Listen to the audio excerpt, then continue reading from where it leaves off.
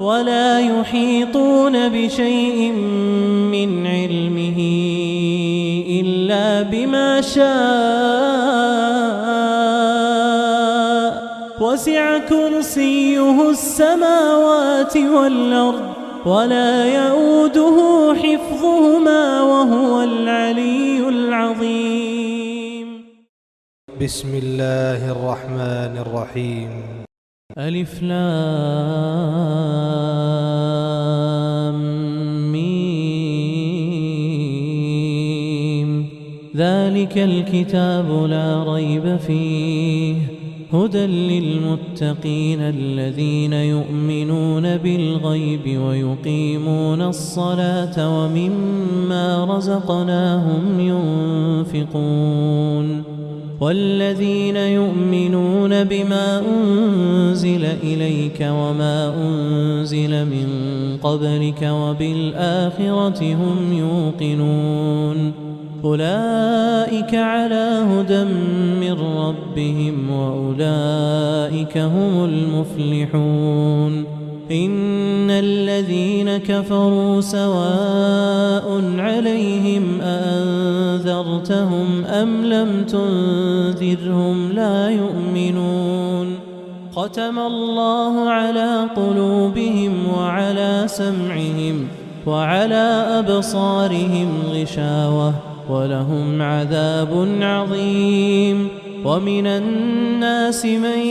يقول آمنا بالله وباليوم الآخر وما هم بمؤمنين يخادعون الله والذين آمنوا وما يخدعون إلا أنفسهم وما يشعرون. في قلوبهم مرض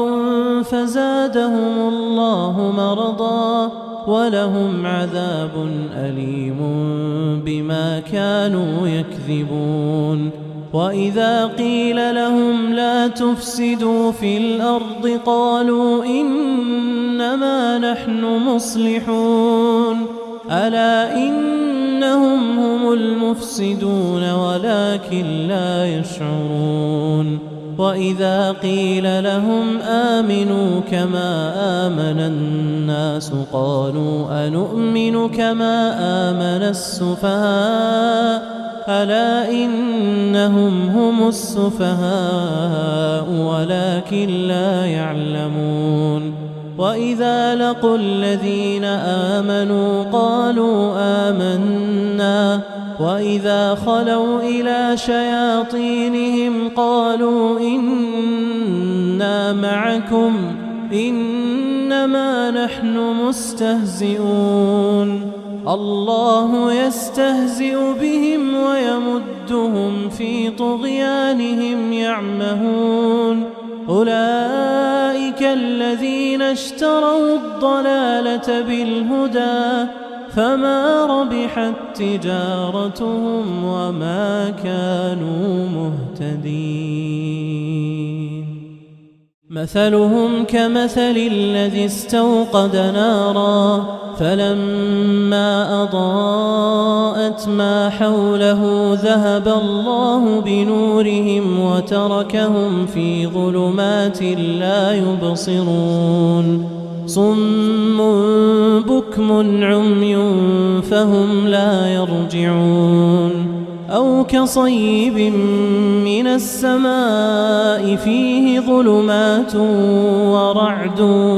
وبرق يجعلون أصابعهم في آذانهم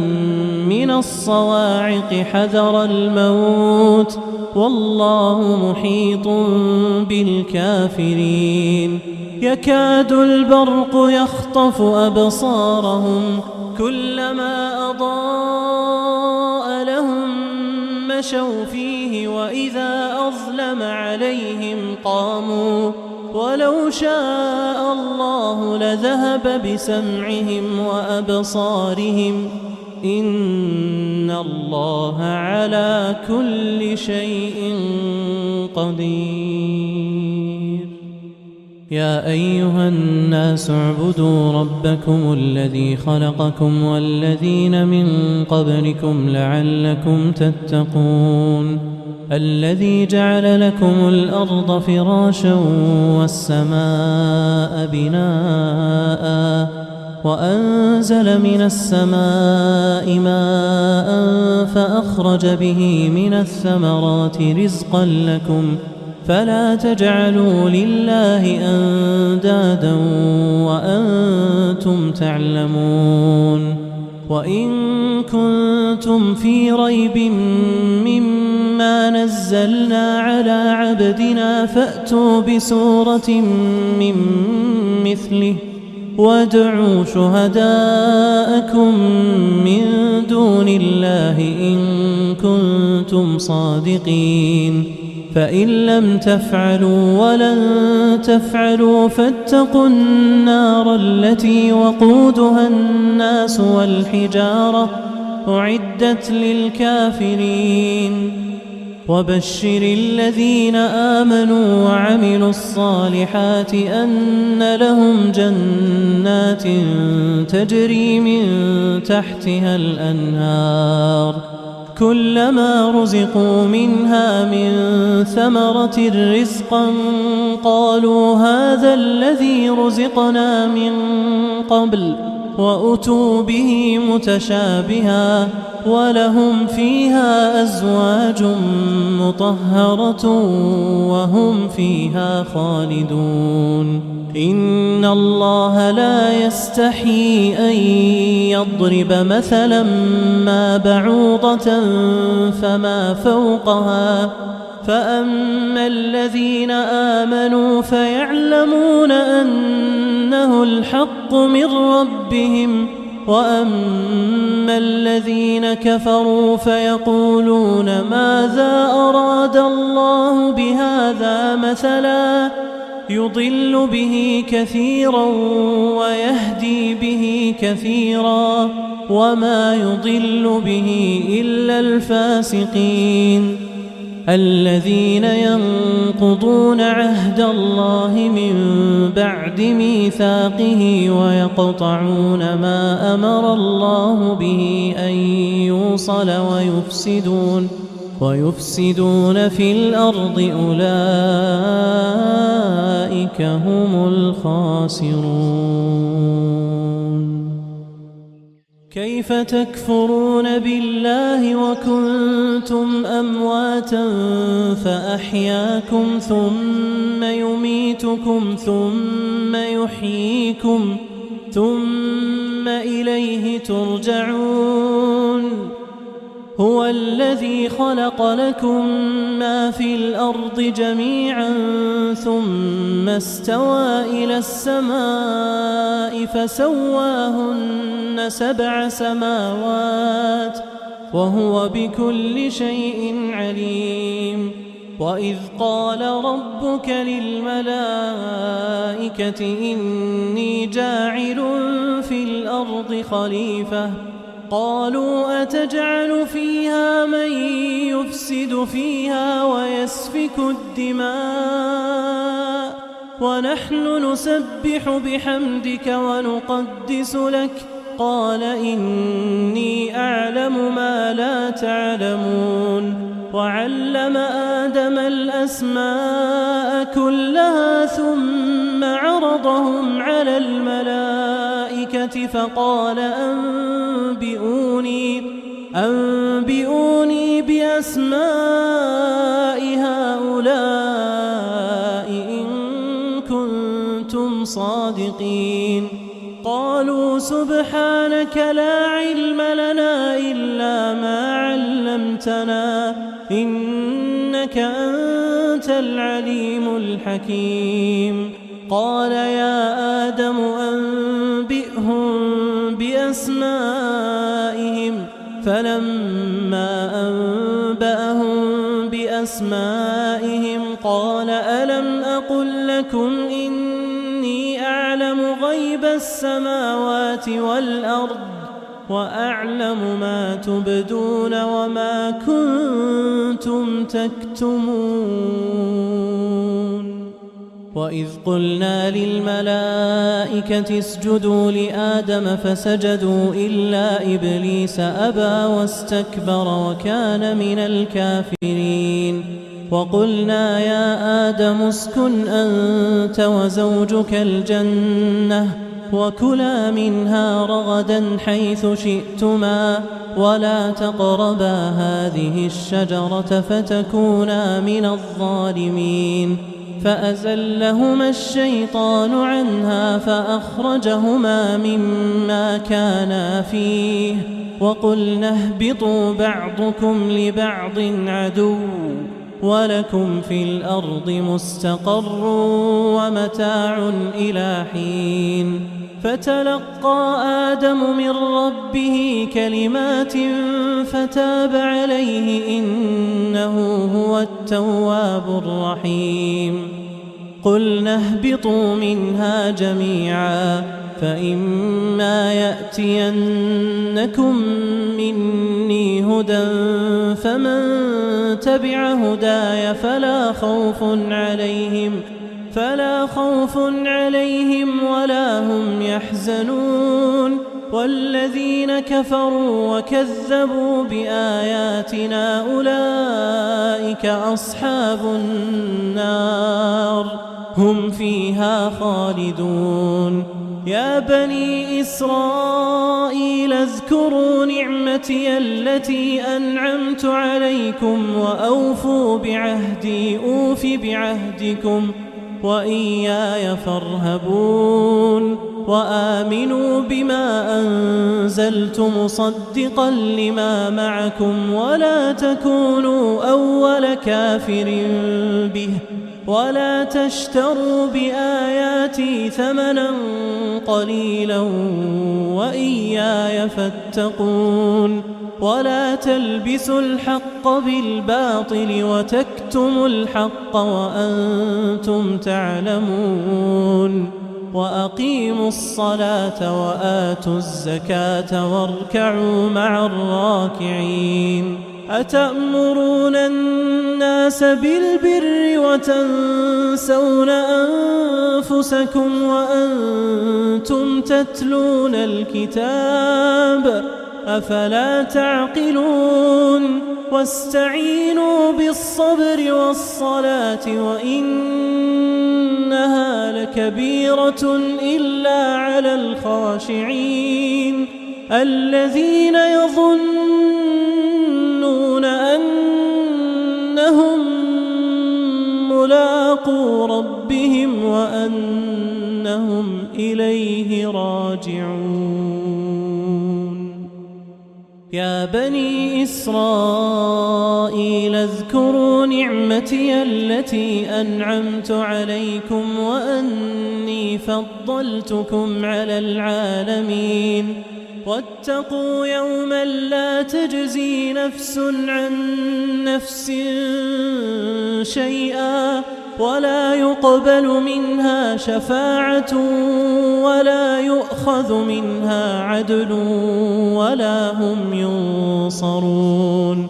وإذ نجيناكم من آل فرعون يسومونكم سوء العذاب يذبحون أبناءكم ويستحيون نساءكم وفي ذلكم بلاء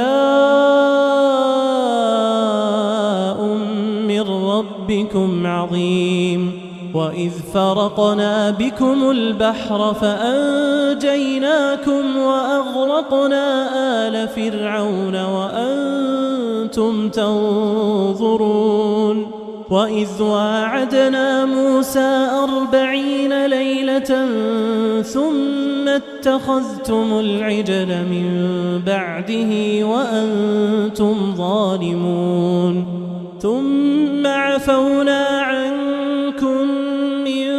بعد ذلك لعلكم تشكرون وإذ آتينا موسى الكتاب والفرقان لعلكم تهتدون وإذ قال موسى لقومه يا قوم إنكم ظلمتم أنفسكم باتخاذكم العجل فتوبوا إلى بارئكم فاقتلوا أنفسكم ذلكم خير لكم عند بارئكم فتاب عليكم إنه هو التواب الرحيم وإذ قلتم يا موسى لن نؤمن لك حتى نرى الله جهرة فأخذتكم الصاعقة وأنتم تنظرون ثم بعثناكم من بعد موتكم لعلكم تشكرون وظللنا عليكم الغمام وأنزلنا عليكم المن والسلوى كلوا من طيبات ما رزقناكم وما ظلمونا ولكن كانوا أنفسهم يظلمون وإذ قلنا ادخلوا هذه القرية فكلوا منها حيث شئتم رغدا وادخلوا الباب سجدا وقولوا حطة نغفر لكم خطاياكم وسنزيد المحسنين فبدل الذين ظلموا قولا غير الذي قيل لهم فأنزلنا على الذين ظلموا رجزا من السماء بما كانوا يفسقون وإذ استسقى موسى لقومه فقلنا اضرب بعصاك الحجر فانفجرت منه 12 عينا قد علم كل أناس مشربهم كلوا واشربوا من رزق الله ولا تعثوا في الأرض مفسدين وإذ قلتم يا موسى لن نصبر على طعام واحد فادع لنا ربك يخرج لنا مما تنبت الأرض من بقلها وقثائها وفومها وعدسها وبصلها قال أتستبدلون الذي هو أدنى بالذي هو خير اهبطوا مصرا فإن لكم ما سألتم وضربت عليهم الذلة والمسكنة وباءوا بغضب من الله ذلك بأنهم كانوا يكفرون بآيات الله ويقتلون النبيين بغير الحق ذلك بما عصوا وكانوا يعتدون إن الذين آمنوا والذين هادوا والنصارى والصابئين من آمن بالله واليوم الآخر وعمل صالحا فلهم أجرهم عند ربهم ولا خوف عليهم ولا هم يحزنون وإذ أخذنا ميثاقكم ورفعنا فوقكم الطور خذوا ما آتيناكم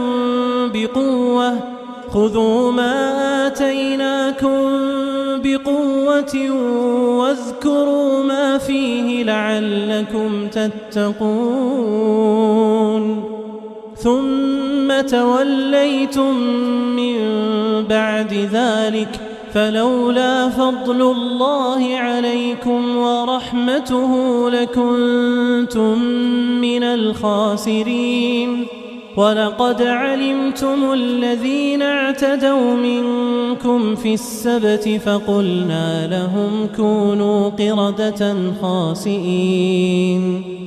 فجعلناها نكالا لما بين يديها وما خلفها وموعظة للمتقين.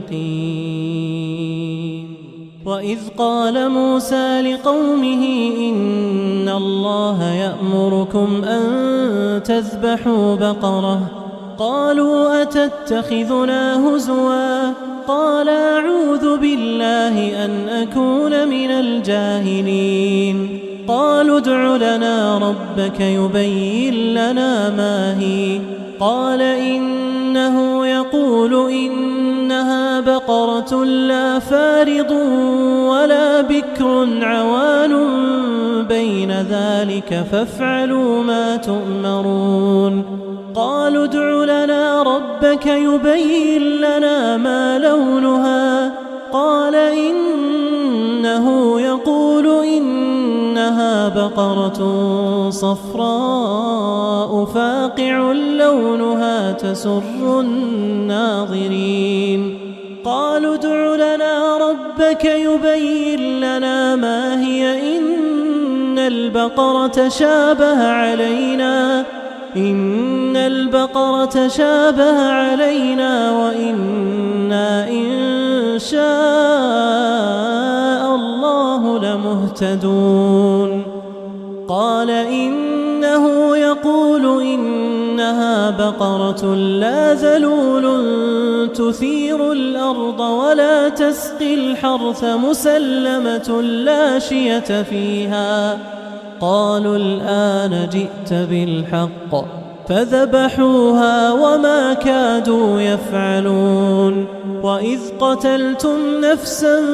فادارأتم فيها والله مخرج ما كنتم تكتمون. فقلنا اضربوه ببعضها كذلك يحيي الله الموتى ويريكم آياته لعلكم تعقلون. ثم قست قلوبكم من بعد ذلك فهي كالحجارة أو أشد قسوة وإن من الحجارة لما يتفجر منه الأنهار وإن منها لما يشقق فيخرج منه الماء وإن منها لما يهبط من خشية الله وما الله بغافل عما تعملون. أفتطمعون أن يؤمنوا لكم وقد كان فريق منهم يسمعون كلام الله ثم يحرفونه من بعد ما عقلوه وهم يعلمون. وإذا لقوا الذين آمنوا قالوا آمنا وإذا خلا بعضهم إلى بعض قالوا أتحدثونهم بما فتح الله عليكم ليحاجوكم به عند ربكم أفلا تعقلون. أولا يعلمون أن الله يعلم ما يسرون وما يعلنون. ومنهم أميون لا يعلمون الكتاب إلا أماني وإن هم إلا يظنون. فويل للذين يكتبون الكتاب بأيديهم ثم يقولون هذا من عند الله ليشتروا به ثمنا قليلا فويل لهم مما كتبت أيديهم وويل لهم مما يكسبون. وقالوا لن تمسنا النار إلا أياما معدودة قل أتخذتم عند الله عهدا فلن يخلف الله عهده أم تقولون على الله ما لا تعلمون. بلى من كسب سيئة وأحاطت به خطيئته فأولئك أصحاب النار هم فيها خالدون. والذين آمنوا وعملوا الصالحات أولئك أصحاب الجنة هم فيها خالدون. وإذ أخذنا ميثاق بني إسرائيل لا تعبدون إلا الله وبالوالدين إحسانا وذي القربى واليتامى والمساكين وقولوا للناس حسنا وأقيموا الصلاة وآتوا الزكاة ثم توليتم إلا قليلا منكم وأنتم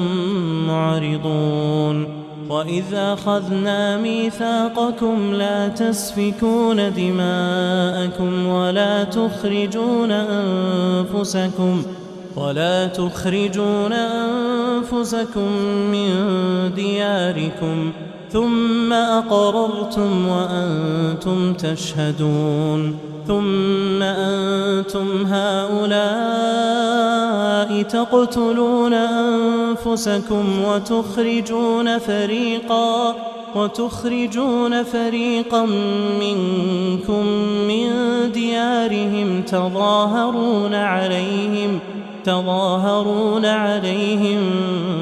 بالإثم والعدوان وإن يأتوكم أسارى تفادوهم وهو محرم عليكم إخراجهم أفتؤمنون ببعض الكتاب وتكفرون ببعض فما جزاء من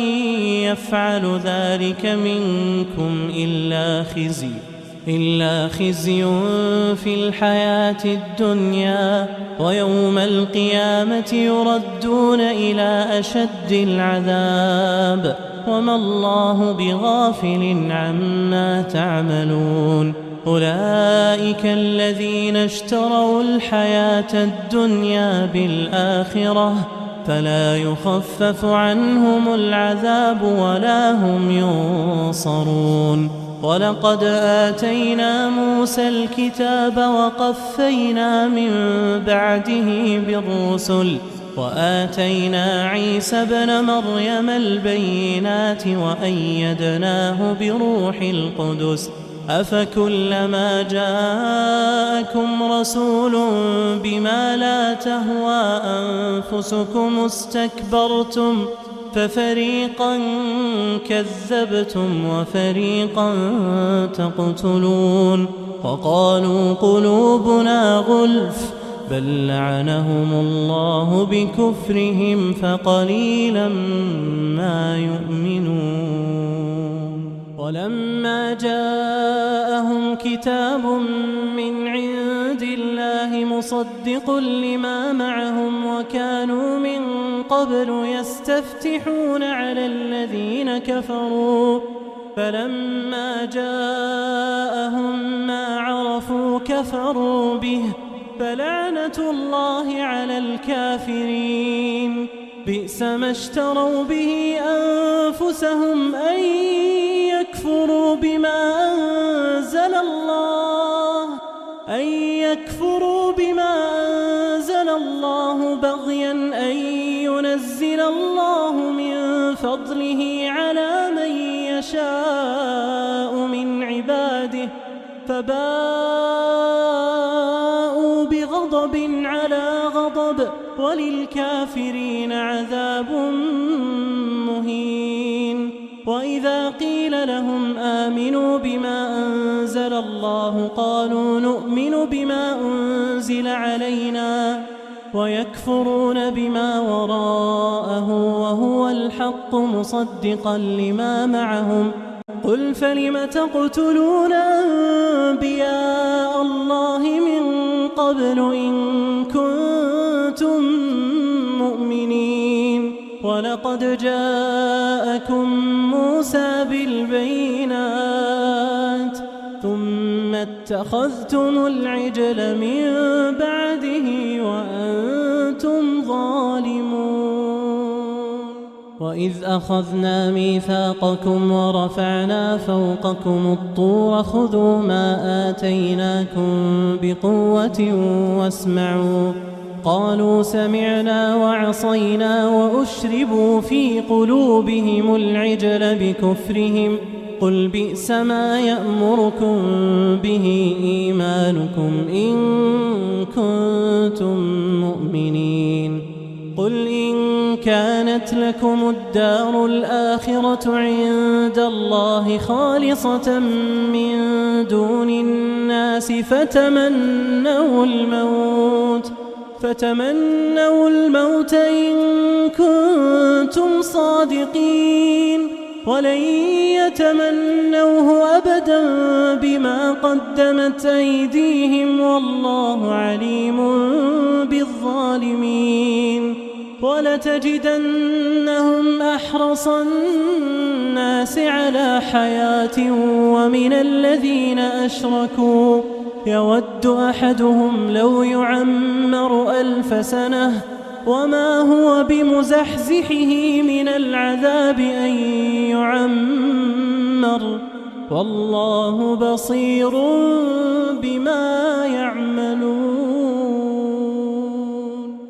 قل من كان عدوا لجبريل فإنه نزله على قلبك بإذن الله مصدقا لما بين يديه وهدى وبشرى للمؤمنين من كان عدوا لله وملائكته ورسله وجبريل وميكال فإن الله عدو للكافرين ولقد أنزلنا إليك آيات بينات وما يكفر بها إلا الفاسقون أوكلما عاهدوا عهدا نبذه فريق منهم بل أكثرهم لا يؤمنون ولما جاءهم رسول من عند الله مصدق لما معهم نبذ فريق من الذين أوتوا الكتاب كتاب الله وراء ظهورهم كأنهم لا يعلمون واتبعوا ما تتلو الشياطين على ملك سليمان وما كفر سليمان ولكن الشياطين كفروا يعلمون الناس السحر وما أنزل على الملكين ببابل هاروت وماروت وما يعلمان من أحد حتى يقولا إنما نحن فتنة فلا تكفر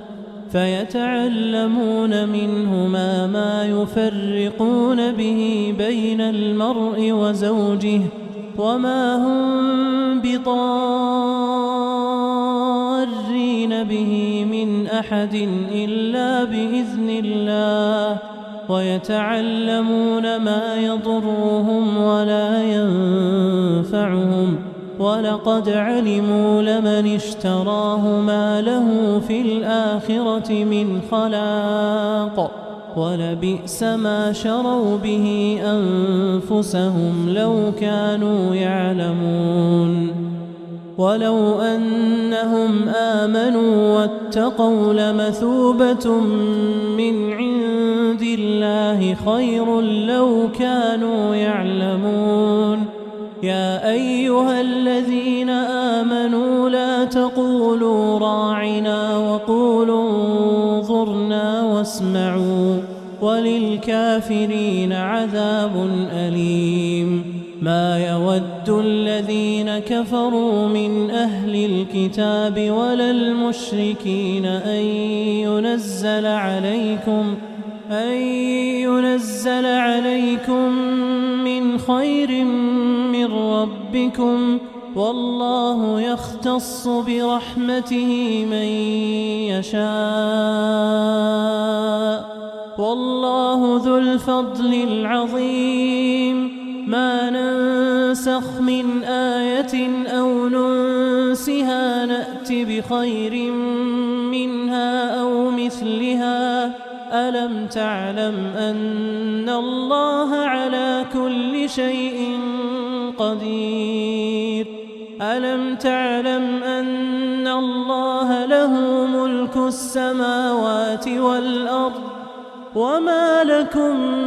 من دون الله من ولي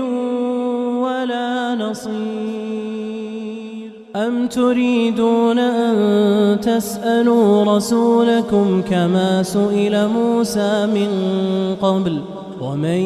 يتبدل الكفر بالإيمان فقد ضل سواء السبيل ود كثير من أهل الكتاب لو يردونكم من بعد إيمانكم كفارا حسدا من عند أنفسهم من بعد ما تبين لهم الحق فاعفوا واصفحوا حتى يأتي الله بأمره إن الله على كل شيء قدير وأقيموا الصلاة وآتوا الزكاة وما تقدموا لأنفسكم من خير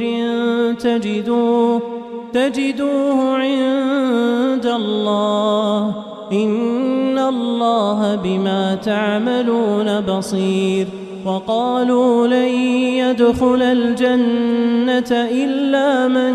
كان هودا أو نصارى تلك أمانيهم قل هاتوا برهانكم إن كنتم صادقين بلى من أسلم وجهه لله وهو محسن فله أجره عند ربه ولا خوف عليهم ولا هم يحزنون وقالت اليهود ليست النصارى على شيء وقالت النصارى ليست اليهود على شيء وهم يتلون الكتاب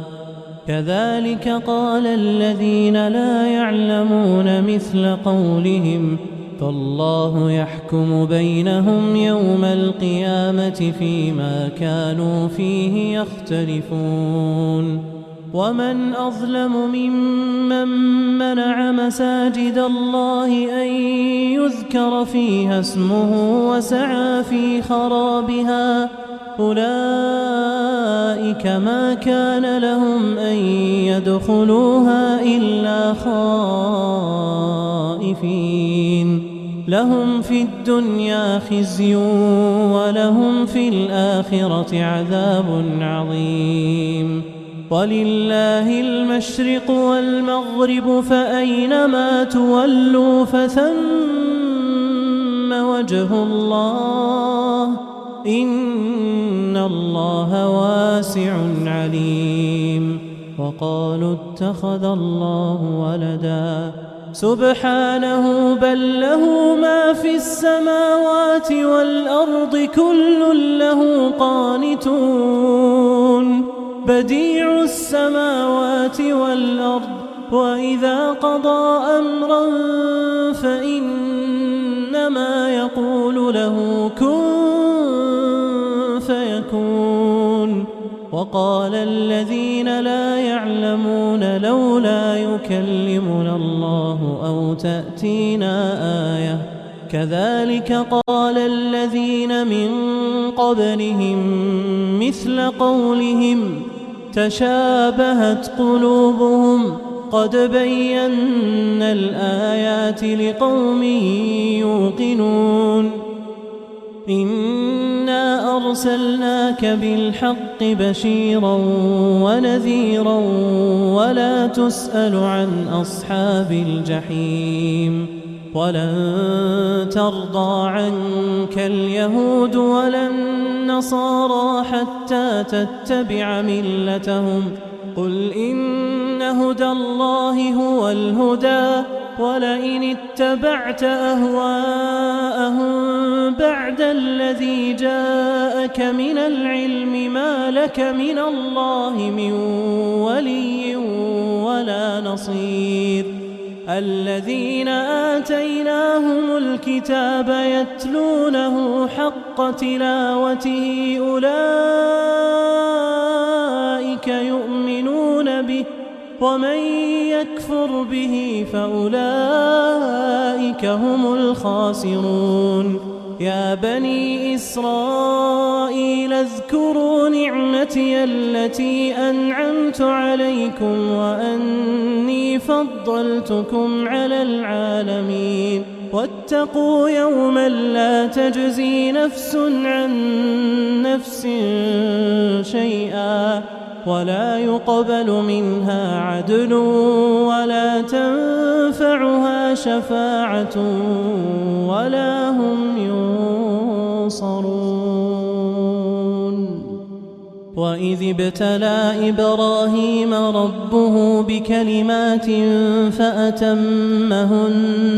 قال إني جاعلك للناس إماما قال ومن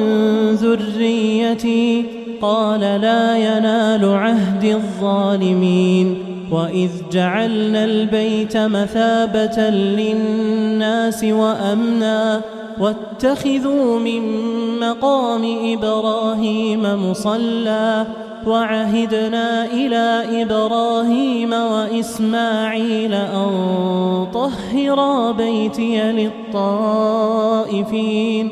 للطائفين والعاكفين والركع السجود وإذ قال إبراهيم رب اجعل هذا بلدا آمنا وارزق أهله من الثمرات من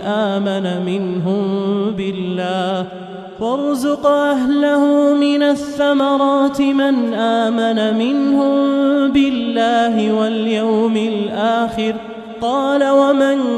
كفر فأمتعه قليلا ثم أضطره إلى عذاب النار وبئس المصير وإذ يرفع إبراهيم القواعد من البيت وإسماعيل ربنا تقبل منا إنك أنت السميع العليم ربنا واجعلنا مسلمين لك ومن ذريتنا أمة مسلمة لك وأرنا مناسكنا وتب علينا إنك أنت التواب الرحيم ربنا وبعث فيهم رسولا منهم يتلو عليهم آياتك ويعلمهم الكتاب والحكمة ويزكيهم إنك أنت العزيز الحكيم ومن يرغب عن ملة إبراهيم إلا من سفه نفسه ولقد اصطفيناه في الدنيا وإنه في الآخرة لمن الصالحين إذ قال له ربه أسلم قال أسلمت لرب العالمين ووصى بها إبراهيم بنيه ويعقوب يا بني إن الله اصطفى لكم الدين فلا تموتن إلا وأنتم مسلمون أم كنتم شهداء إذ حضر يعقوب الموت إذ قال لبنيه ما تعبدون من بعدي قالوا نعبد إلهك وإله آبائك بارك إبراهيم وإسماعيل وإسحاق إلها واحدا ونحن له مسلمون تلك أمة قد خلت لها ما كسبت ولكم ما كسبتم ولا تسألون عما كانوا يعملون وقالوا كونوا هودا أو نصارى تهتدوا قل بل ملة إبراهيم حنيفا وما كان من المشركين قولوا آمنا بالله وما أنزل إلينا وما أنزل إلى إبراهيم وإسماعيل وإسحاق ويعقوب والأسباط وما أوتي موسى وعيسى وما أوتي النبيون من ربهم لا نفرق بين أحد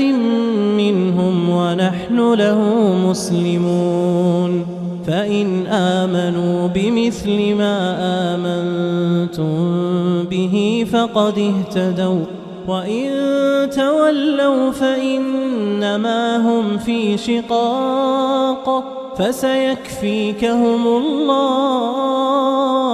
وهو السميع العليم صبغة الله ومن أحسن من الله صبغة ونحن له عابدون قل أتحاجوننا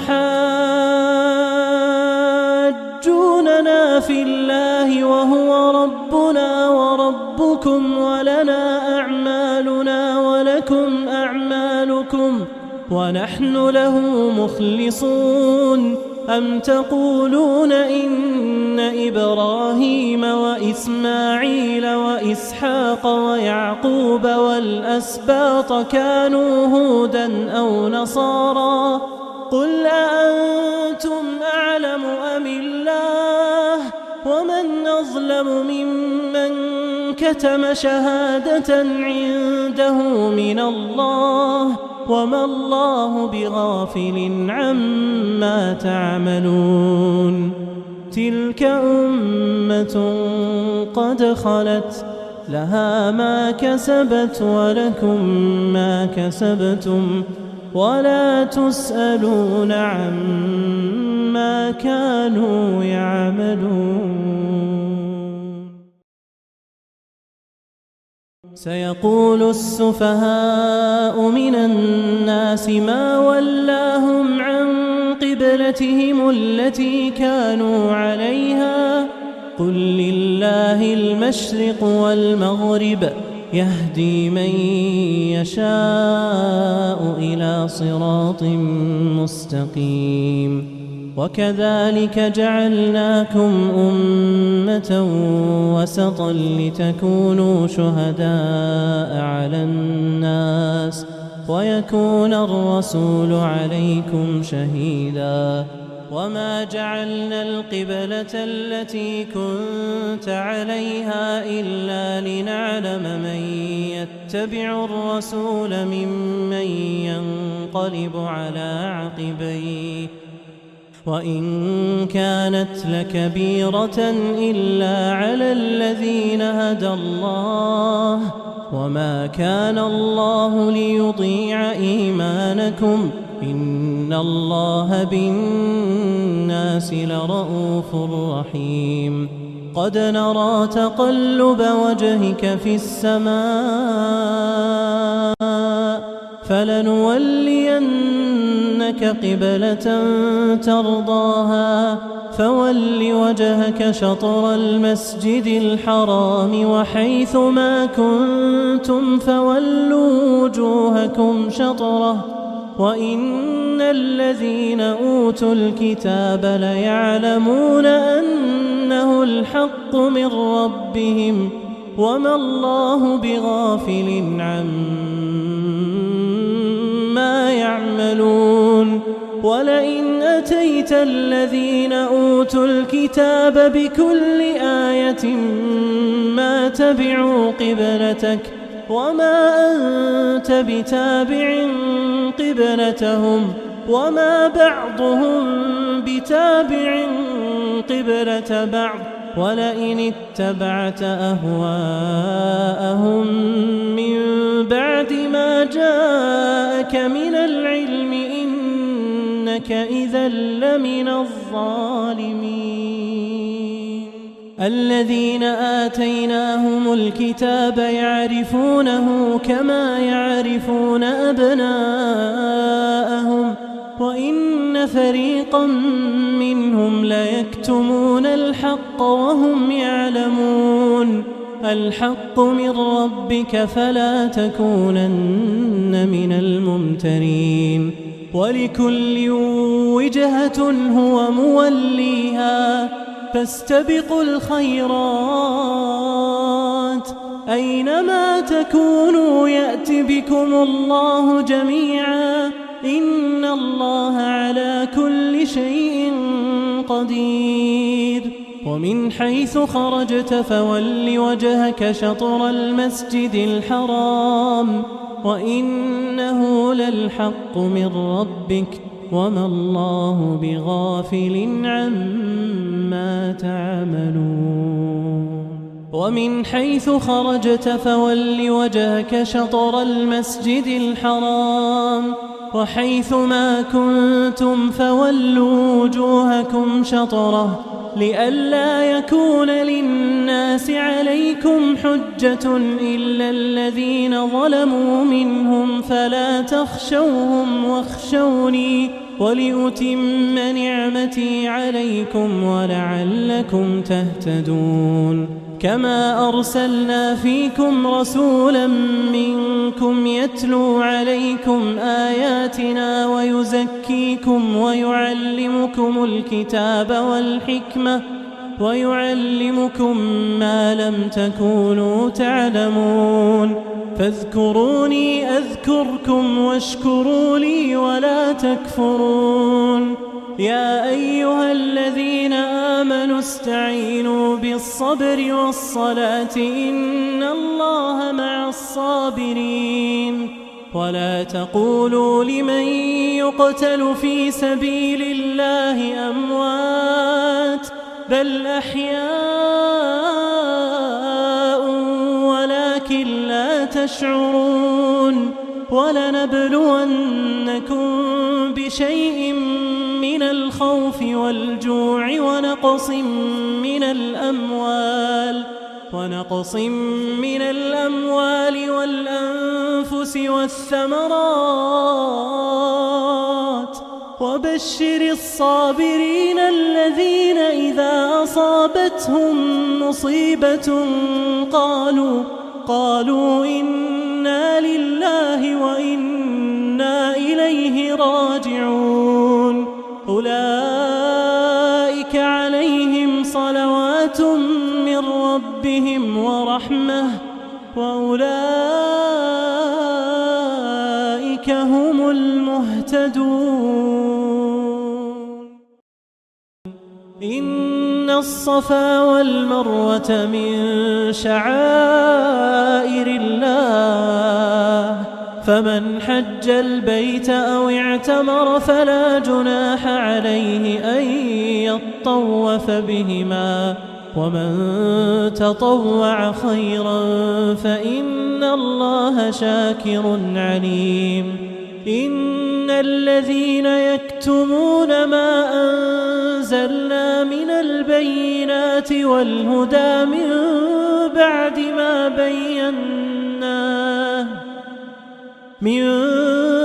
ما بيناه للناس في الكتاب أولئك يلعنهم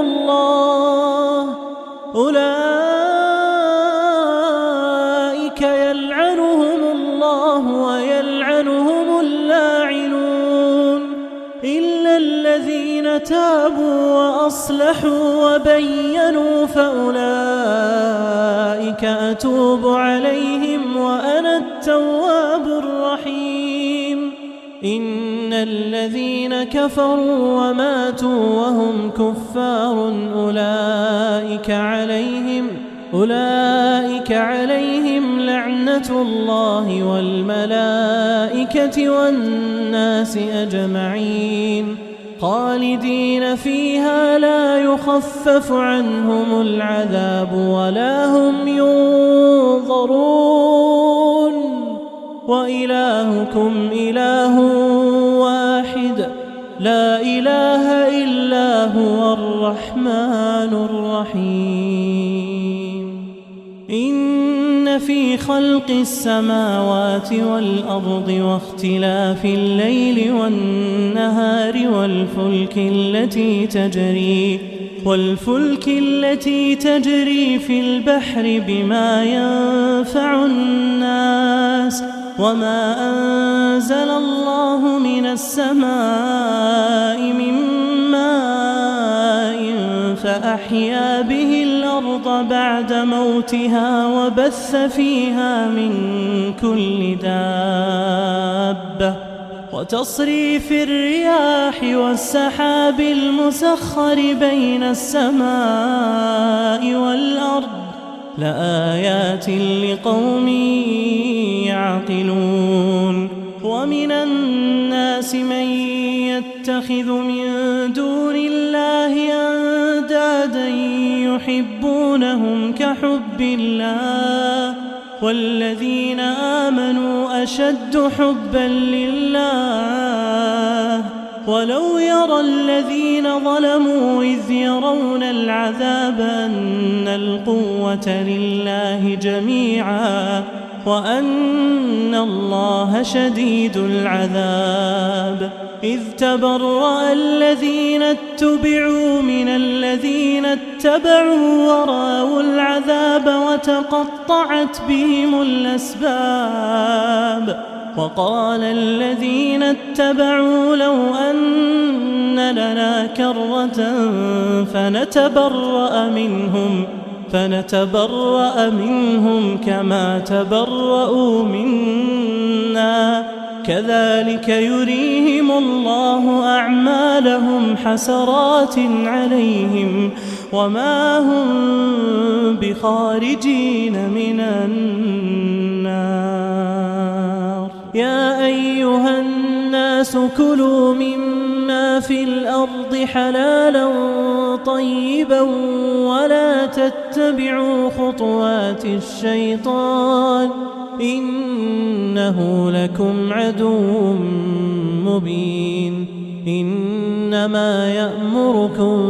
بالسوء والفحشاء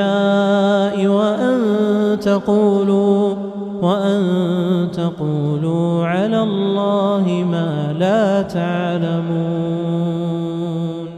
وإذا قيل لهم اتبعوا ما أنزل الله قالوا بل نتبع ما ألفينا عليه آباءنا أولو كان آباؤهم لا يعقلون شيئا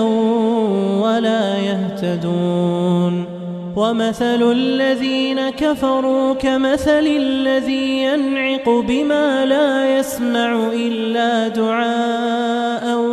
ونداء صم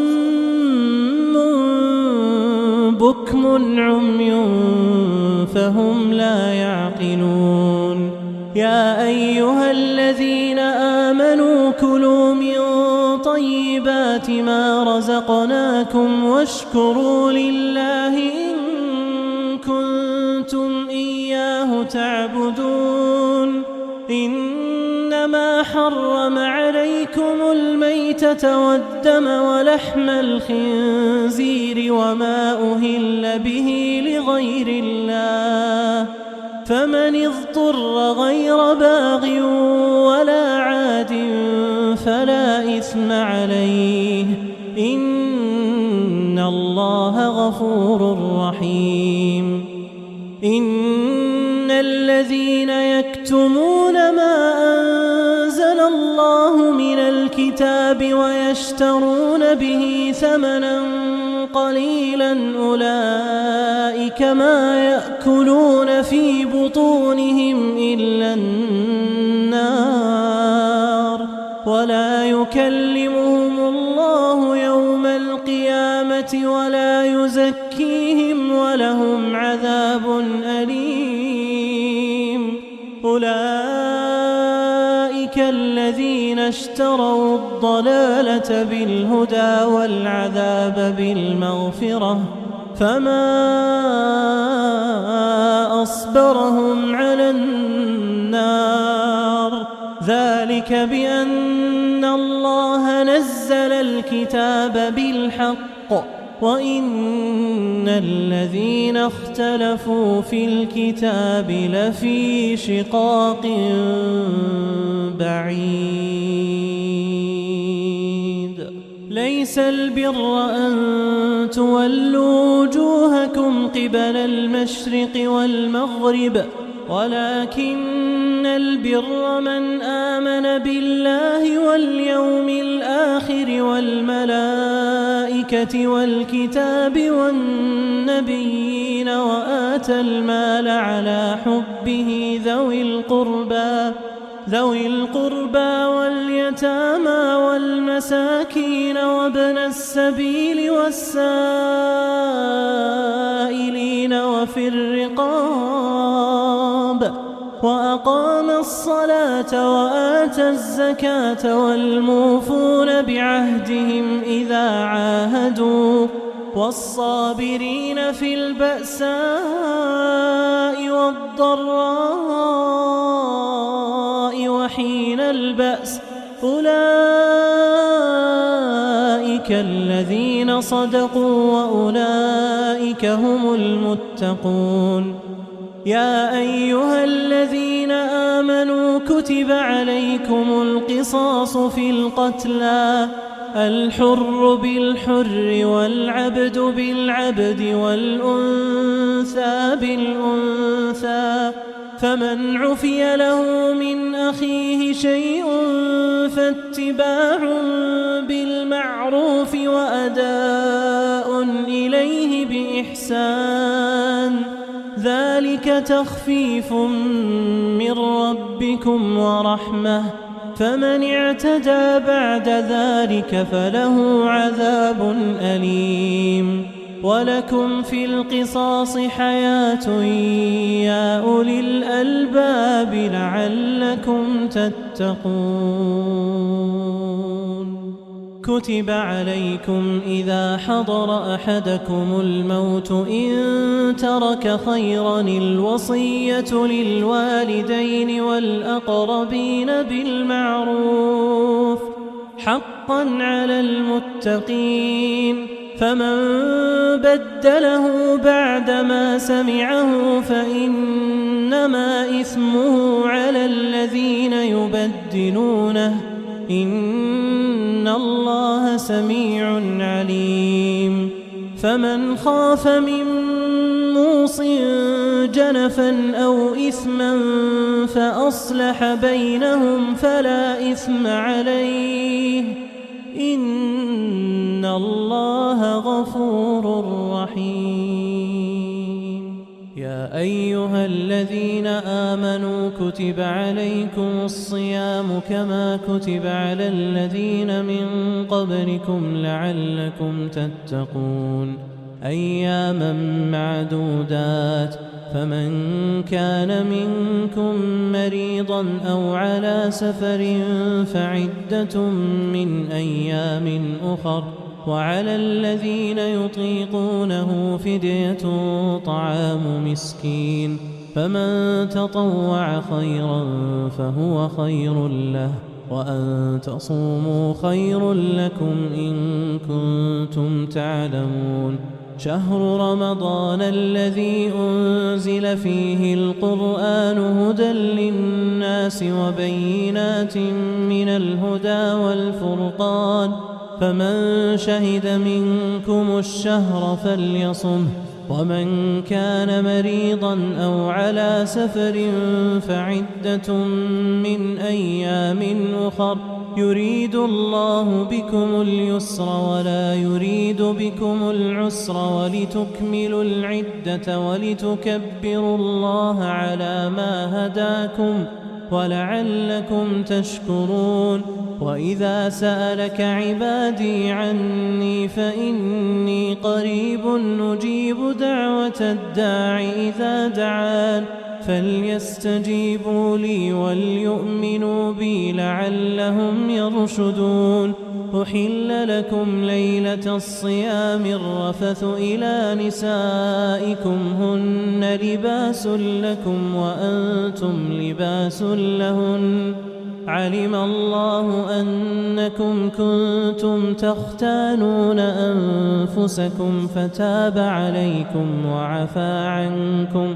فالآن باشروهن وابتغوا ما كتب الله لكم وكلوا واشربوا حتى يتبين لكم الخيط الأبيض من الخيط الأسود من الفجر ثم أتموا الصيام إلى الليل ولا تباشروهن وأنتم عاكفون في المساجد تلك حدود الله فلا تقربوها كذلك يبين الله آياته للناس لعلهم يتقون. ولا تأكلوا أموالكم بينكم بالباطل وتدلوا بها إلى الحكام لتأكلوا فريقا من أموال الناس بالإثم وأنتم تعلمون. يسألونك عن الأهلة قل هي مواقيت للناس والحج وليس البر بأن تأتوا البيوت من ظهورها ولكن البر من اتقى وأتوا البيوت من أبوابها واتقوا الله لعلكم تفلحون. وقاتلوا في سبيل الله الذين يقاتلونكم ولا تعتدوا إن الله لا يحب المعتدين. واقتلوهم حيث ثقفتموهم وأخرجوهم من حيث أخرجوكم والفتنة أشد من القتل ولا تقاتلوهم عند المسجد الحرام حتى يقاتلوكم فيه فإن قاتلوكم فاقتلوهم كذلك جزاء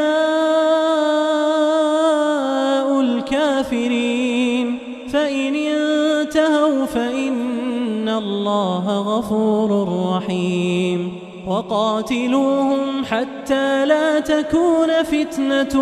ويكون الدين لله فإن انتهوا فلا عدوان إلا على الظالمين. الشهر الحرام بالشهر الحرام والحرمات قصاص فمن اعتدى عليكم فاعتدوا عليه بمثل ما اعتدى عليكم واتقوا الله واعلموا أن الله مع المتقين. وأنفقوا في سبيل الله ولا تلقوا بأيديكم إلى التهلكة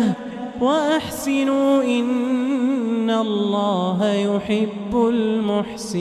المحسنين. وأتموا الحج والعمرة لله فإن أحصرتم فما استيسر من الهدي ولا تحلقوا رؤوسكم حتى يبلغ الهدي محله فمن كان منكم مريضا أو به أذى من رأسه ففدية من صيام أو صدقة أو نسك فإذا أمنتم فمن تمتع بالعمرة إلى الحج فما استيسر من الهدي فمن لم يجد فصيام 3 أيام في الحج و7 إذا رجعتم تلك 10 كاملة ذلك لمن لم يكن أهله حاضر المسجد الحرام واتقوا الله واعلموا أن الله شديد العقاب. الحج أشهر معلومات فمن فرض فيهن الحج فلا رفث ولا فسوق ولا جدال في الحج، وما تفعلوا من خير يعلمه الله، وتزودوا فإن خير الزاد التقوى، واتقون يا أولي الألباب. ليس عليكم جناح أن تبتغوا فضلا من ربكم، فإذا أفضتم من عرفات فاذكروا الله عند المشعر الحرام واذكروه كما هداكم وإن كنتم من قبله لمن الضالين. ثم أفيضوا من حيث أفاض الناس واستغفروا الله إن الله غفور رحيم. فإذا قضيتم مناسككم فاذكروا الله كذكركم آباءكم أو أشد ذكرا. فمن الناس من يقول ربنا آتنا في الدنيا وما له في الآخرة من خلاق، ومنهم من يقول ربنا آتنا في الدنيا حسنة وفي الآخرة حسنة وقنا عذاب النار. أولئك لهم نصيب مما كسبوا والله سريع الحساب. واذكروا الله في أيام معدودات، فمن تعجل في يومين فلا إثم عليه، ومن تأخر فلا إثم عليه لمن اتقى. واتقوا الله واعلموا أنكم إليه تحشرون. ومن الناس من يعجبك قوله في الحياة الدنيا ويشهد الله على ما في قلبه وهو ألد الخصام. وإذا تولى سعى في الأرض ليفسد فيها ويهلك الحرث والنسل، والله لا يحب الفساد. وإذا قيل له اتق الله أخذته العزة بالإثم، فحسبه جهنم ولبئس المهاد. ومن الناس من يشري نفسه ابتغاء مرضات الله، والله رؤوف بالعباد. يا أيها الذين آمنوا ادخلوا في السلم كافة ولا تتبعوا خطوات الشيطان إنه لكم عدو مبين. فإن زللتم من بعد ما جاءتكم البينات فاعلموا أن الله عزيز حكيم. هل ينظرون إلا أن يأتيهم الله في ظلل من الغمام والملائكة وقضي الأمر وإلى الله ترجع الأمور. سل بني إسرائيل كم آتيناهم من آية بينة، ومن يبدل نعمة الله من بعد ما جاءته فإن الله شديد العقاب. زين للذين كفروا الحياة الدنيا ويسخرون من الذين آمنوا، والذين اتقوا فوقهم يوم القيامة، والله يرزق من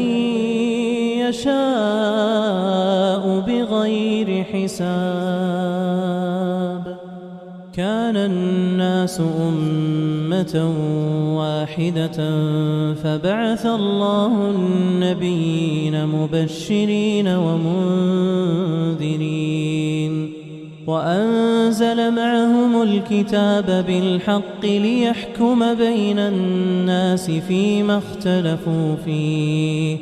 وما اختلف فيه إلا الذين أوتوه من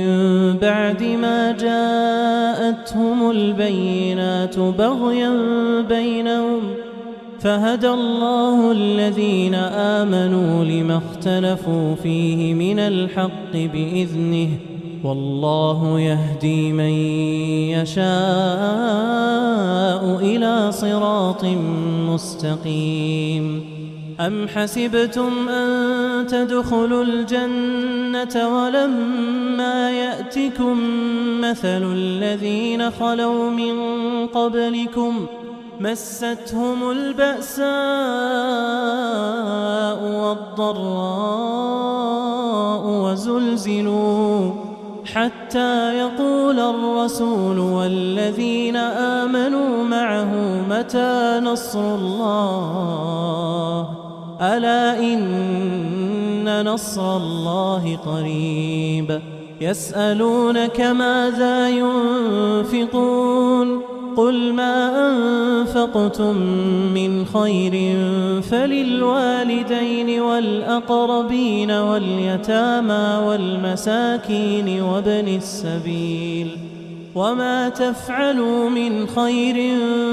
فإن الله به عليم. كتب عليكم القتال وهو كره لكم وعسى أن تكرهوا شيئا وهو خير لكم وعسى أن تحبوا شيئا وهو شر لكم والله يعلم وأنتم لا تعلمون. يسألونك عن الشهر الحرام قتال فيه قل قتال فيه كبير وصد عن سبيل الله وكفر به والمسجد الحرام وإخراج أهله منه أكبر عند الله والفتنة أكبر من القتل ولا يزالون يقاتلونكم حتى يردوكم عن دينكم إن استطاعوا ومن يرتدد منكم عن دينه فيمت وهو كافر فأولئك حبطت أعمالهم في الدنيا والآخرة وأولئك أصحاب النار هم فيها خالدون. إن الذين آمنوا والذين هاجروا وجاهدوا في سبيل الله أولئك يرجون رحمة الله والله غفور رحيم. يسألونك عن الخمر والميسر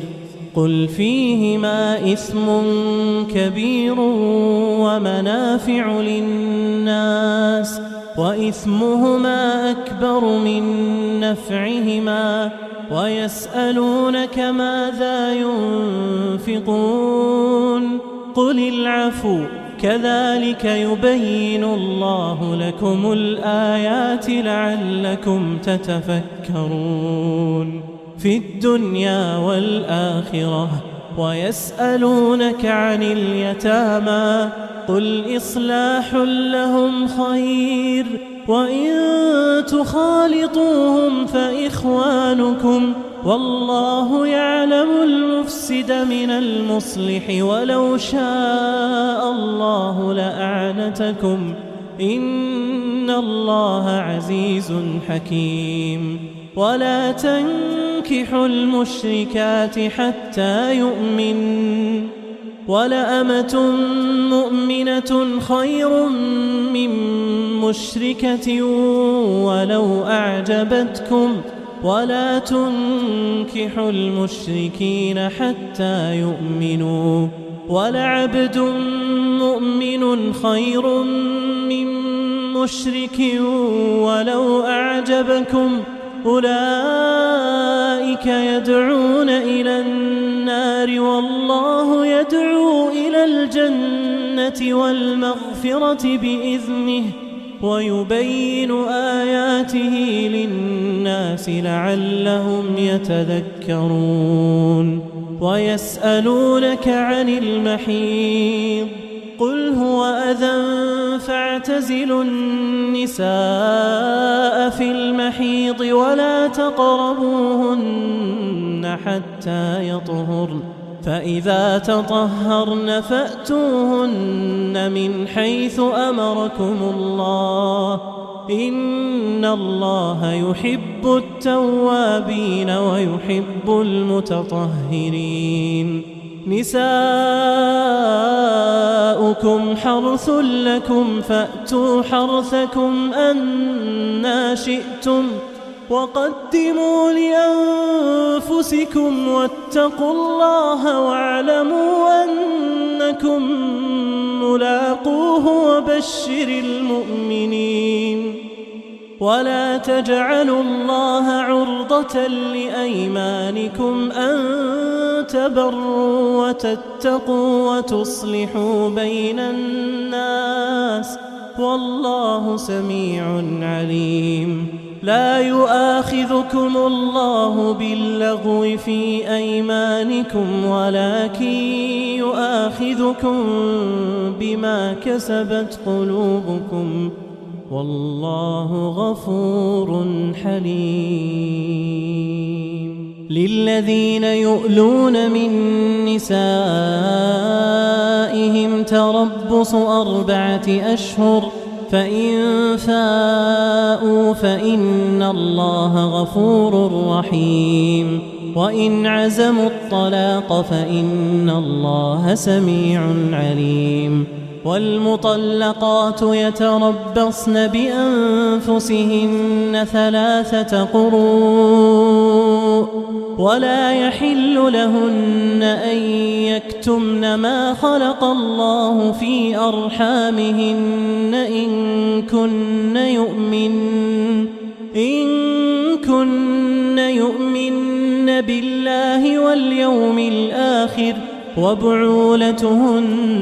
أحق بردهن في ذلك إن أرادوا إصلاحا ولهن مثل الذي عليهن بالمعروف وللرجال عليهن درجة والله عزيز حكيم الطلاق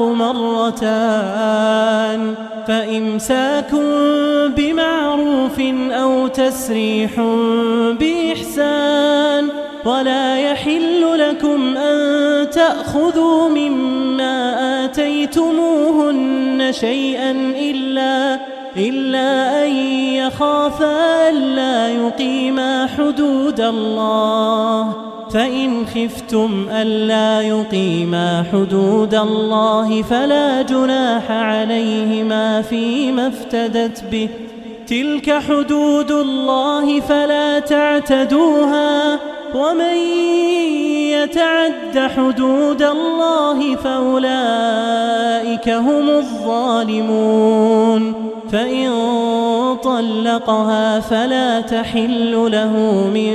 بعد حتى تنكح زوجا غيره فإن طلقها فلا جناح عليهما أن يتراجعا إن ظنا أن يقيما حدود الله وتلك حدود الله يبينها لقوم يعلمون وإذا طلقتم النساء فبلغن أجلهن فأمسكوهن بمعروف أو سرحوهن بمعروف ولا تمسكوهن ضرارا لتعتدوا ومن يفعل ذلك فقد ظلم نفسه. ولا تتخذوا آيات الله هزوا واذكروا نعمة الله عليكم وما أنزل عليكم من الكتاب والحكمة يعظكم به واتقوا الله واعلموا أن الله بكل شيء عليم. وإذا طلقتم النساء فبلغن أجلهن فلا تعضلوهن أن ينكحن أزواجهن إذا تراضوا بينهم بالمعروف، ذلك يوعظ به من كان منكم يؤمن بالله واليوم الآخر، ذلكم أزكى لكم وأطهر، والله يعلم وأنتم لا تعلمون. والوالدات يرضعن أولادهن حولين كاملين لمن أراد أن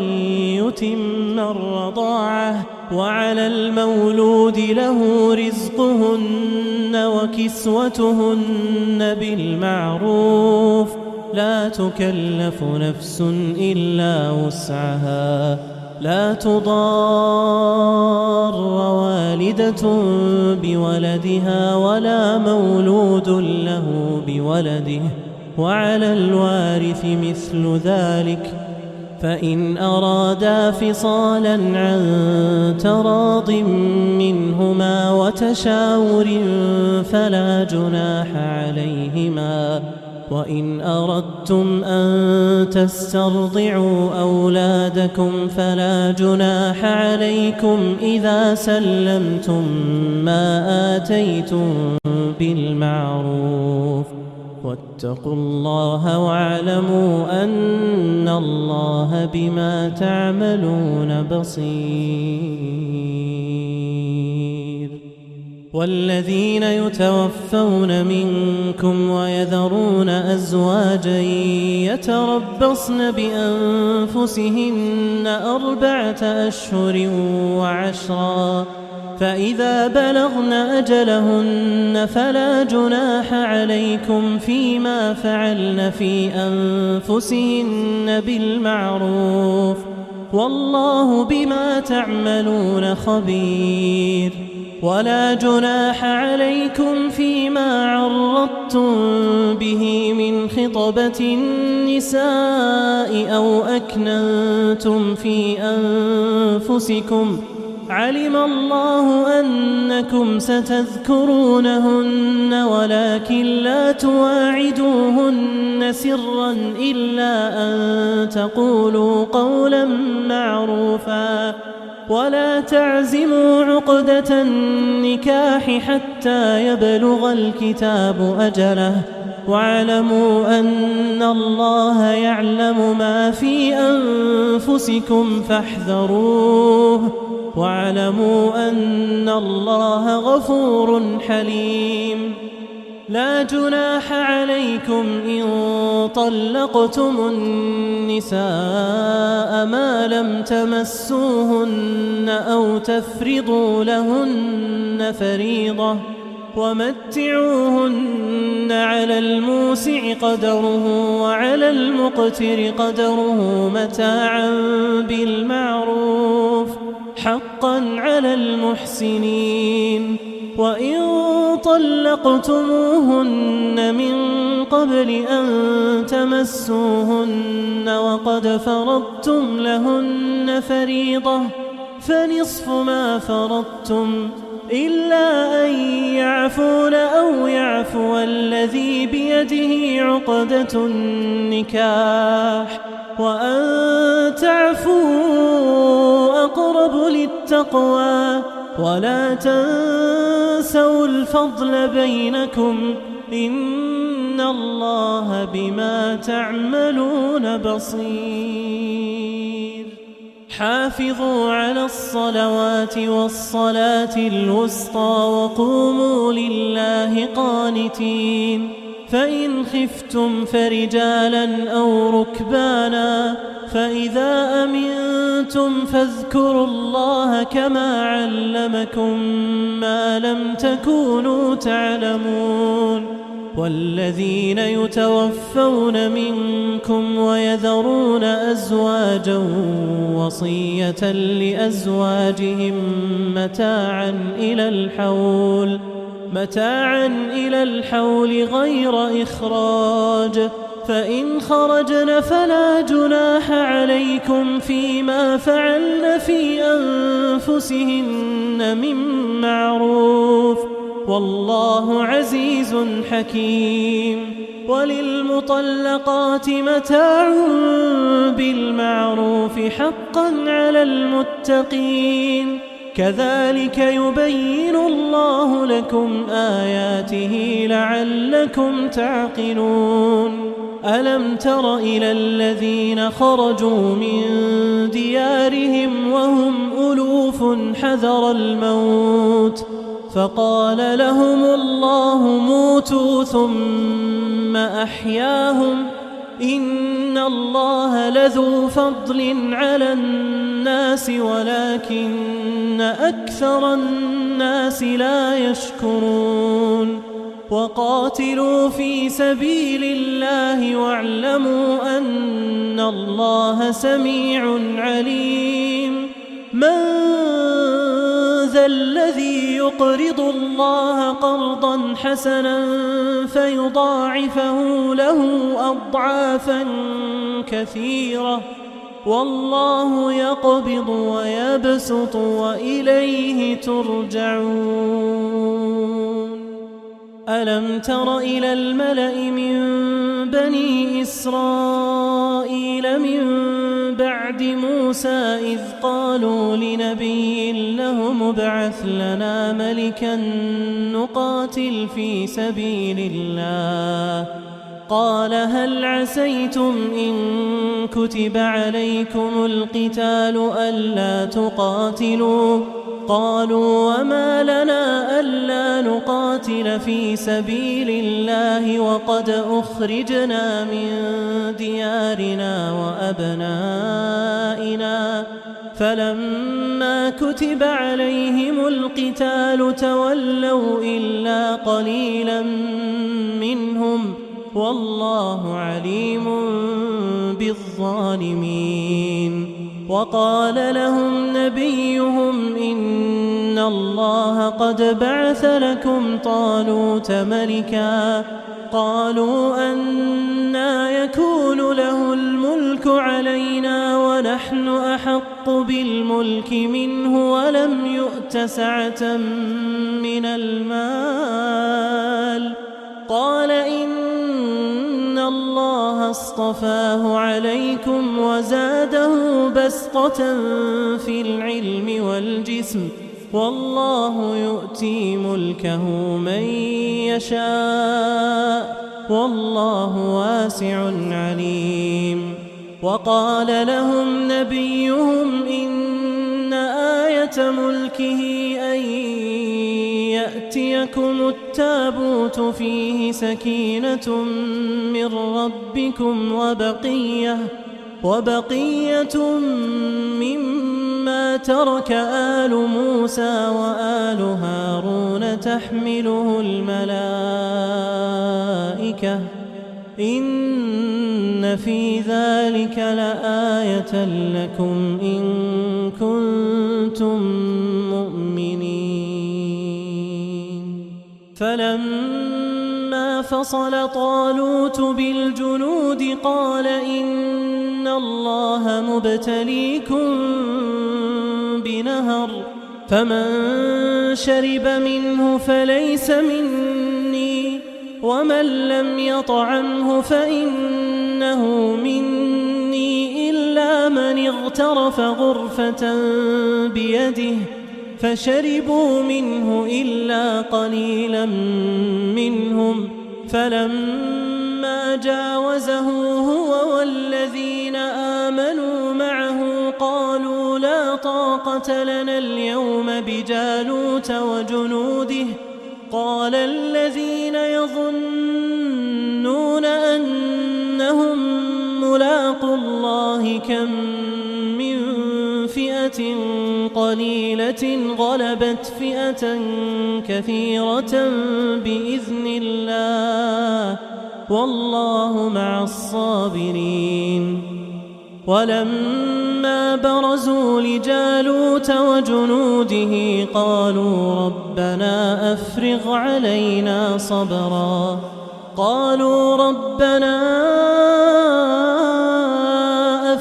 علينا صبرا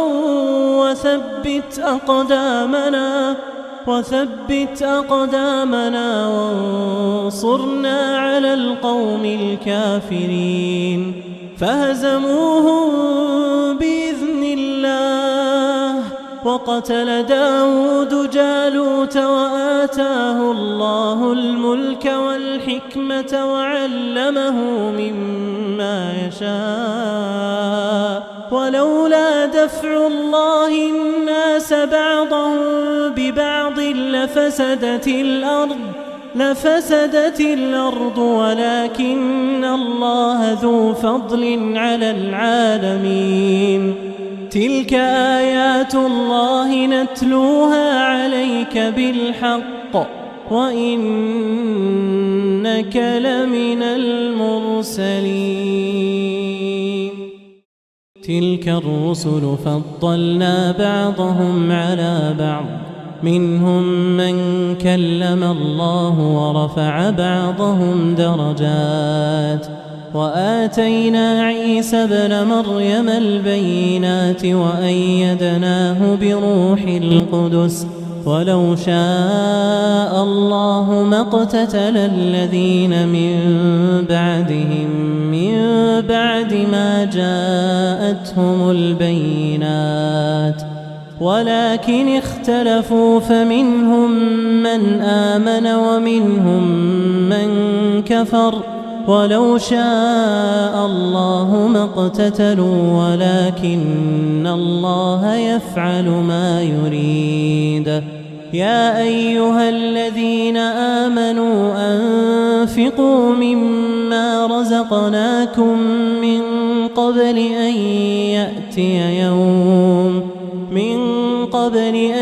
يأتي يوم لا بيع فيه ولا خلة ولا شفاعة والكافرون هم الظالمون. الله لا إله إلا هو الحي القيوم لا تأخذه سنة ولا نوم له ما في السماوات وما في الأرض. من ذا الذي يشفع عنده إلا بإذنه يعلم ما بين أيديهم وما خلفهم ولا يحيطون بشيء من علمه إلا بما شاء. وسع كرسيه السماوات والأرض ولا يؤوده حفظهما وهو العلي العظيم. لا إكراه في الدين قد تبين الرشد من الغي. فمن يكفر بالطاغوت ويؤمن بالله فقد استمسك بالعروة الوثقى لا انفصام لها والله سميع عليم. الله ولي الذين آمنوا يخرجهم من الظلمات إلى النور والذين كفروا أولياؤهم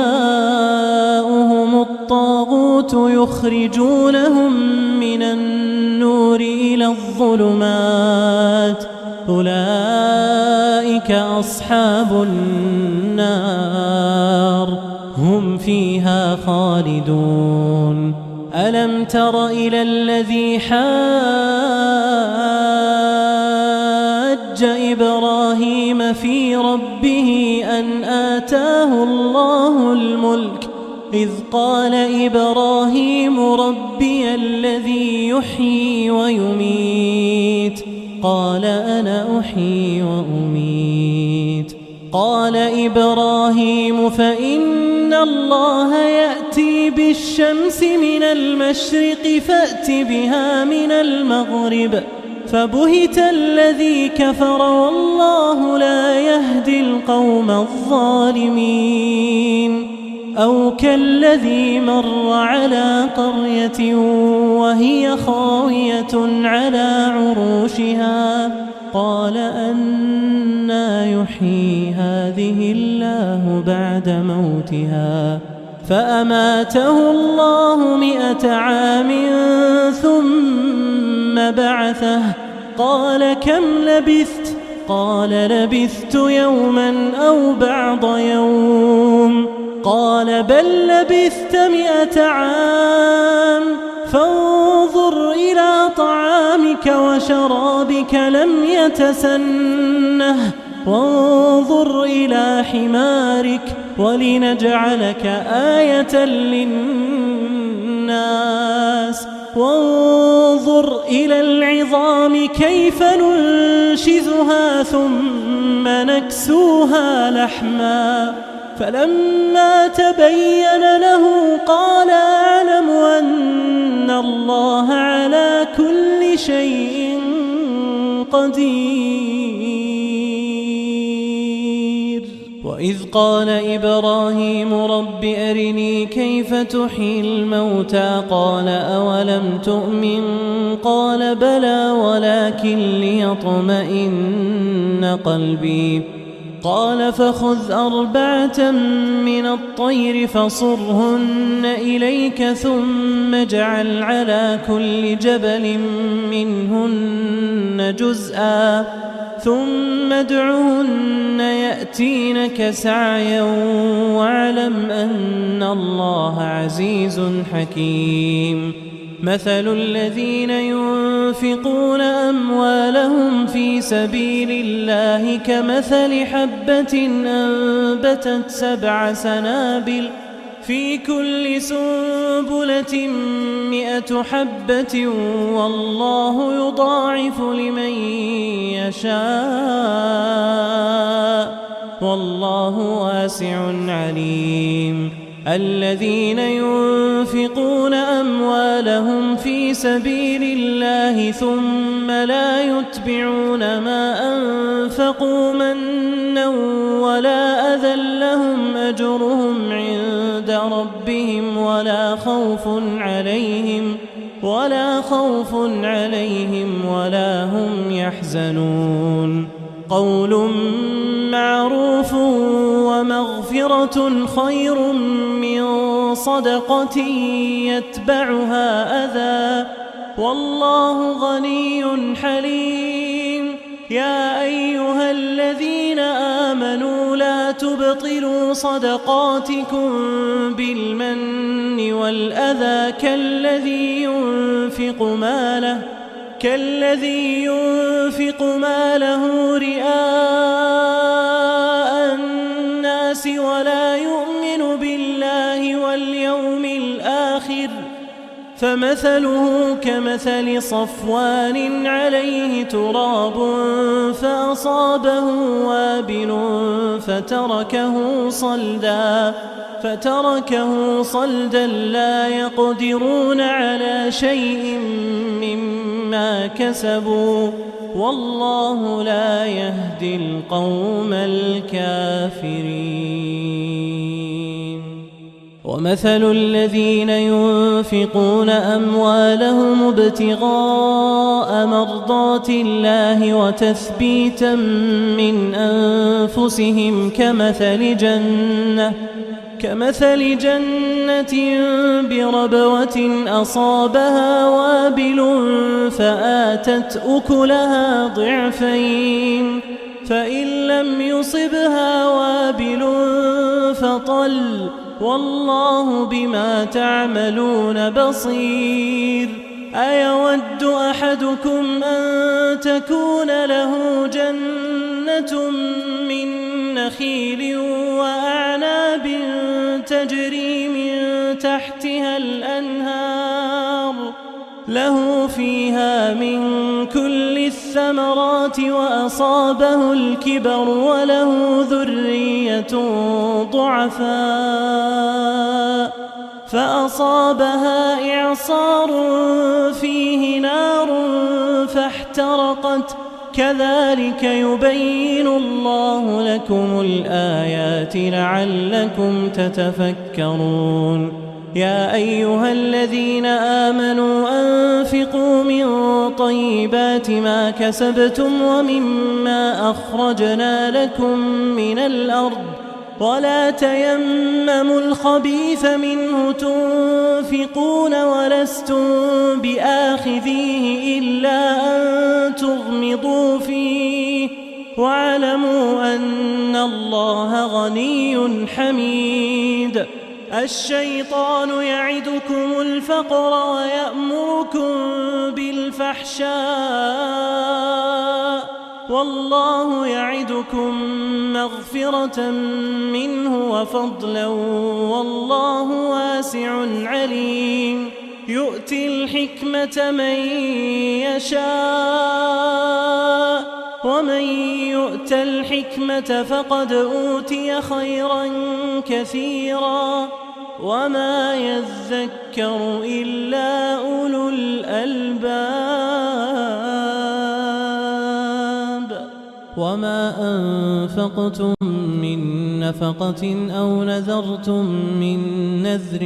فإن الله يعلمه وما للظالمين من أنصار إن تبدوا الصدقات فنعما هي وإن تخفوها وتؤتوها الفقراء فهو خير لكم ويكفر عنكم من سيئاتكم والله بما تعملون خبير ليس عليك هداهم ولكن الله يهدي من يشاء وما تنفقوا من خير فلأنفسكم وما تنفقون إلا ابتغاء وجه الله وما تنفقوا من خير يوفى إليكم وأنتم لا تظلمون للفقراء الذين أحصروا في سبيل الله لا يستطيعون ضربا في الأرض يحسبهم الجاهل أغنياء من التعفف تعرفهم بسيماهم لا يسألون الناس إلحافا وما تنفقوا من خير فإن الله به عليم الذين ينفقون أموالهم بالليل والنهار سرا وعلانية فلهم أجرهم عند ربهم ولا خوف عليهم ولا هم يحزنون الذين يأكلون الربا لا يقومون إلا كما يقوم الذي يتخبطه الشيطان من المس ذلك بأنهم قالوا إنما البيع مثل الربا وأحل الله البيع وحرم الربا فمن جاءه موعظة من ربه فانتهى فله ما سلف وأمره إلى الله ومن عاد فأولئك أصحاب النار هم فيها خالدون يمحق الله الربا ويربي الصدقات والله لا يحب كل كفار أثيم إن الذين آمنوا وعملوا الصالحات وأقاموا الصلاة وآتوا الزكاة لهم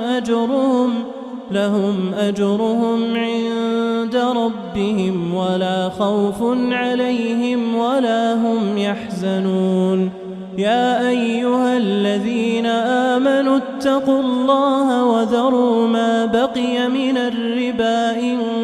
كنتم مؤمنين فإن لم تفعلوا فأذنوا بحرب من الله ورسوله وإن تبتم فلكم رؤوس أموالكم لا تظلمون ولا تظلمون وإن كان ذو عسرة فنظرة إلى ميسرة وأن تصدقوا خير لكم إن كنتم تعلمون واتقوا يوما ترجعون فيه إلى الله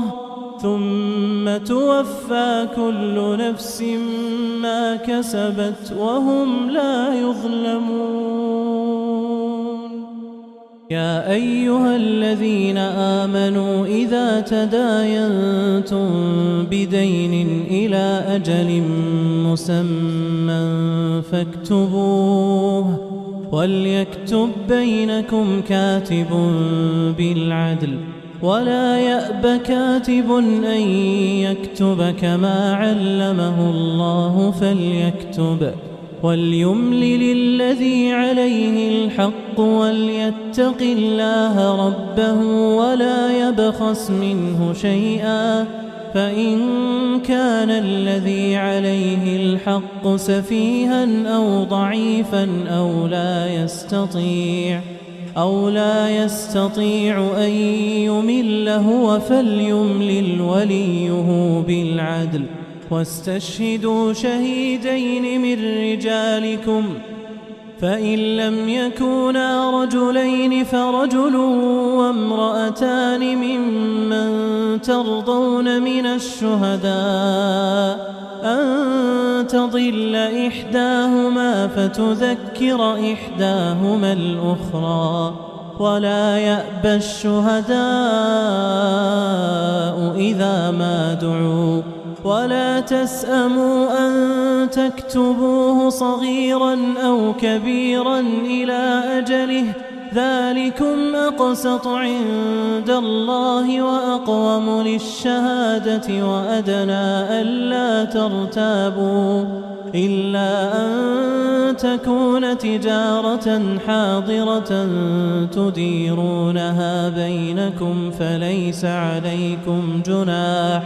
فليس عليكم جناح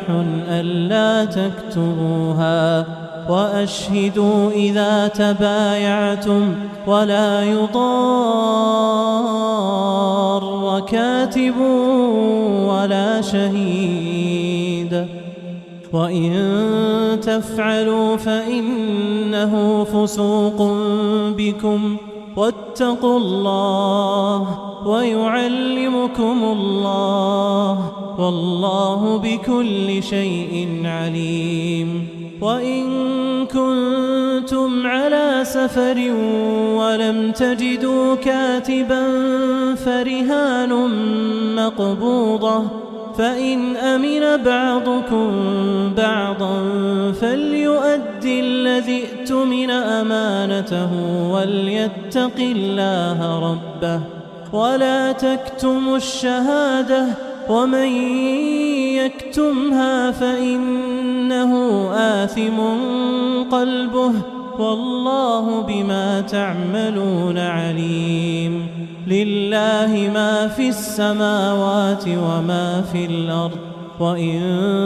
تبدوا ما في أنفسكم أو تخفوه يحاسبكم به الله فيغفر لمن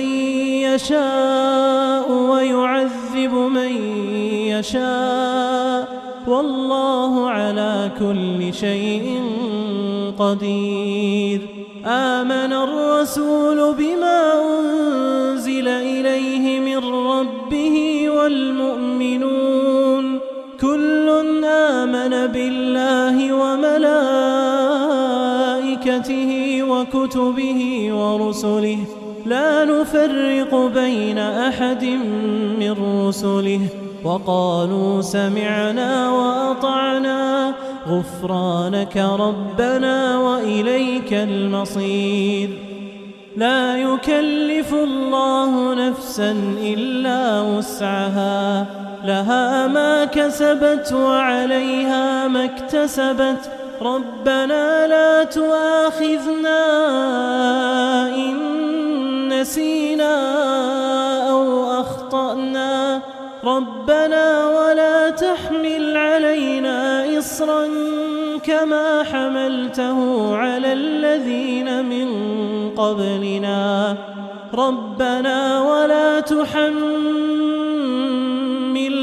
ما لا طاقة لنا به، واعف عنا واغفر لنا وارحمنا، أنت مولانا فانصرنا على القوم الكافرين.